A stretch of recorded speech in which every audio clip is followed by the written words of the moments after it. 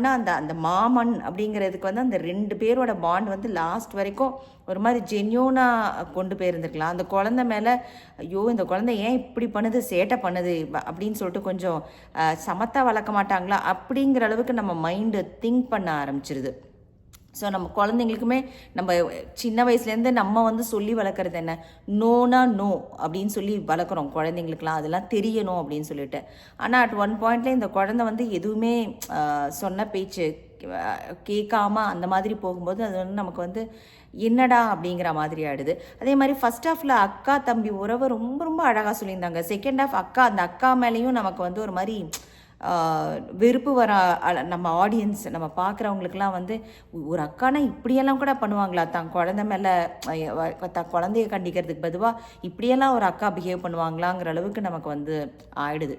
Second ஹாஃப்லலாம் நீங்கள் in case தேட்டரில் போய் பார்க்குறீங்கன்னாக்க ஒரு 2 டவல் எடுத்துக்கோங்க. ஃபுல் அண்ட் ஃபுல் பயங்கர எமோஷ்னல் சீன்ஸ் வந்து செகண்ட் ஹாஃப் ஃபுல்லாகவே அதில் தான் ட்ராவல் பண்ணியிருக்கு படம். ஐஸ்வர்யா லக்ஷ்மி வந்து நல்லா நடிச்சிருக்காங்க.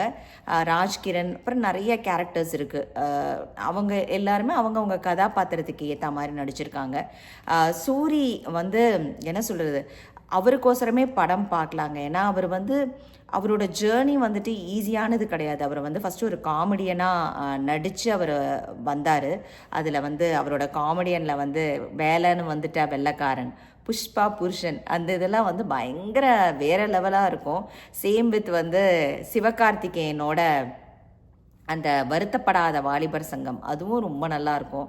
அதுலேருந்து அவர் கொஞ்சம் கொஞ்சமாக டிரான்ஸ்ஃபர் ஆகி ஹீரோவாக விடுதலை, அதுக்கப்புறம் கருடன், இப்போ கூட கொட்டுக்காளி, அந்த மாதிரி படங்களெல்லாம் அட்டகாசமாக நடிச்சிருந்தார். எனக்கெல்லாம் அந்த விடுதலையிலலாம் வந்துட்டு அவரோட நடிப்பை பார்த்துட்டு காமெடியெல்லாம் ஹீரோவாக நடிக்க முடியுமான்னா எஸ், அவர் வந்து அதை நிரூபணம் பண்ணார்னு வச்சுக்கோங்களேன். அவ்வளோ அழகாக ஆக்டிங்கை வெளிப்படுத்தி இருந்தார். ஸோ அவரோட க்ரோத்தெல்லாம் பார்த்தோன்னு வச்சுக்கோங்களேன், பயங்கர ஹியூஜ் சூரியோட இதெல்லாம். இதுலேயும் ஆக்டிங் வைஸ் ரொம்ப கலக்கியிருக்காருன்னே சொல்லலாம்.